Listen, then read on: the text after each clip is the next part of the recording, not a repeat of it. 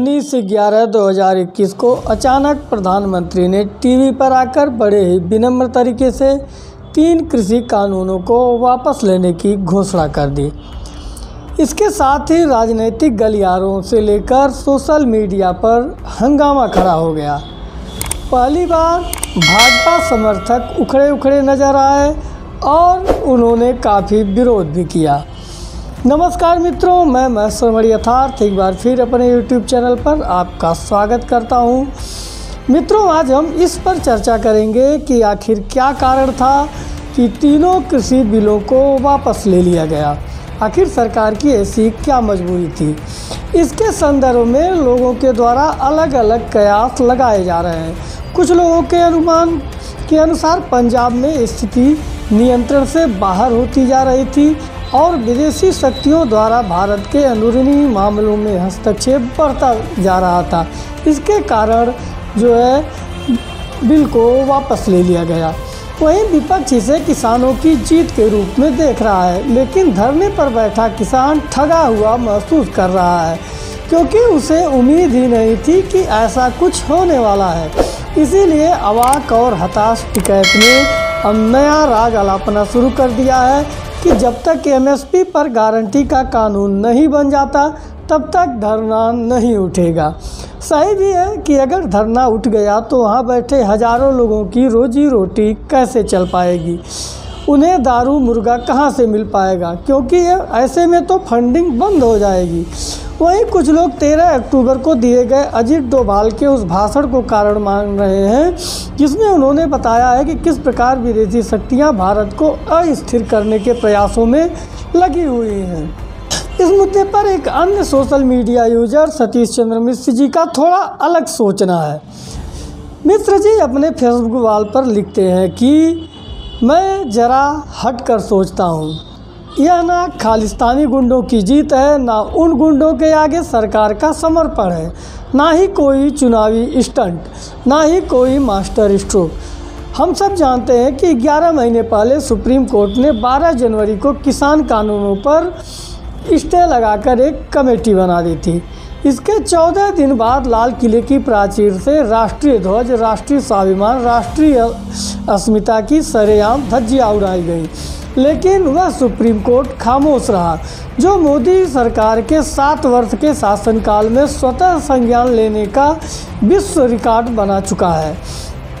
किसान आंदोलन के नाम पर खालिस्तानी गुंडों के कैंपों में हत्या भी हुई, बलात्कार भी हुआ, आत्महत्या भी हुई, लेकिन सुप्रीम कोर्ट खामोश रहा। किसान आंदोलन के नाम पर कुछ 100 या कुछ हजार गुंडे लगभग साल भर से लाखों नागरिकों का रास्ता रोककर उनका जीना हराम किए हुए हैं, लेकिन वह सुप्रीम कोर्ट खामोश रहा। आदेश के बजाय उपदेश और प्रवचन देता रहा। जो सुप्रीम कोर्ट एक आतंकी याकूब मेनन की फांसी रुकवाने की सुनवाई रात भर करता रहा, लेकिन किसान कानूनों पर सुनवाई की फुर्सत कोर्ट को नहीं मिली। उसने एक कमेटी बना दी। वो कमेटी क्या कर रही है, पिछले 10-11 महीनों में उस कमेटी ने क्या किया, इसका जवाब किसी के पास नहीं है। संभवतः अब वह समय आ गया था जब इस खेल का पर्दा उठने वाला था।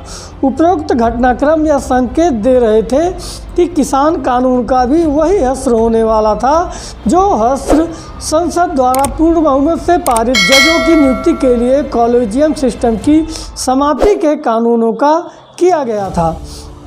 ऐसा होने पर सरकार को बहुत अधिक शर्मिंदगी, अपमानजनक स्थिति का सामना करना पड़ता। वह स्थिति अब भी हुई, लेकिन उतनी अधिक नहीं हुई। मिश्र जी आगे लिखते हैं कि अतः मेरा मानना है कि सरकार को, विशेषकर प्रधानमंत्री को, इस पूरे खेल का आभास हो गया था, या यूँ कहें कि सूचना मिल गई थी कि क्या खेल होने जा रहा है। 4 राज्यों के चुनाव से पहले होने जा रहा है। अतः उसने सर्वाधिक सुरक्षित मार्ग को चुना। जो प्रधानमंत्री नोटबंदी सरीखे ऐतिहासिक साहसिक फैसले से पीछे नहीं हटा, जो प्रधानमंत्री 370 की समाप्ति सरीखे ऐतिहासिक साहसिक फैसले से पीछे नहीं हटा, जो प्रधानमंत्री एक नहीं 2 बार पाकिस्तान की सीमा में घुसकर उसके जबड़े तोड़ने के फैसले से पीछे नहीं होता, जिस प्रधानमंत्री के शौर्य का उल्लेख पाकिस्तानी संसद में इस जिक्र के साथ हुआ हो कि उसके डर से पाकिस्तानी आर्मी चीफ और विदेश मंत्री की टांगें कांप रही थी, वह प्रधानमंत्री कुछ सौ या कुछ हजार खालिस्तानी गुंडों और उनके गुर्गों के आंदोलन से डर गया। यह सोच कुछ कायर कुटिल धूर्तों की हो सकती है, मैं ऐसा नहीं सोचता।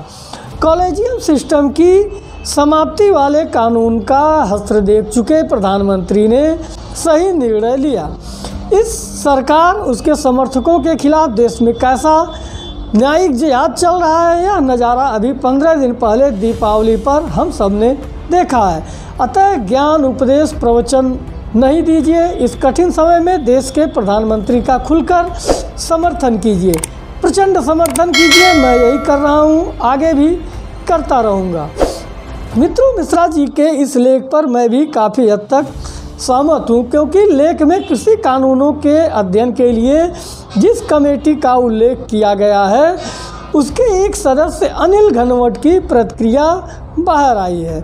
उनके अनुसार कमेटी ने अपने विचारों और सुझावों को बंद लिफाफे में सुप्रीम कोर्ट को सौंप दिया था, लेकिन उस पर आज तक कोर्ट ने कोई जवाब नहीं दिया। अनिल घनवट ने मांग की है कि अब उस रिपोर्ट को सार्वजनिक किया जाना चाहिए जिसे बंद लिफाफे में सुप्रीम कोर्ट को सौंपा गया था। अनिल घनवट ने कहा कि अगर ऐसा नहीं किया गया तो वह खुद उस रिपोर्ट को सार्वजनिक कर देंगे। हालांकि इसके पहले उन्होंने कानूनी राय लेने की बात कही है ताकि कोर्ट की अवमानना न हो।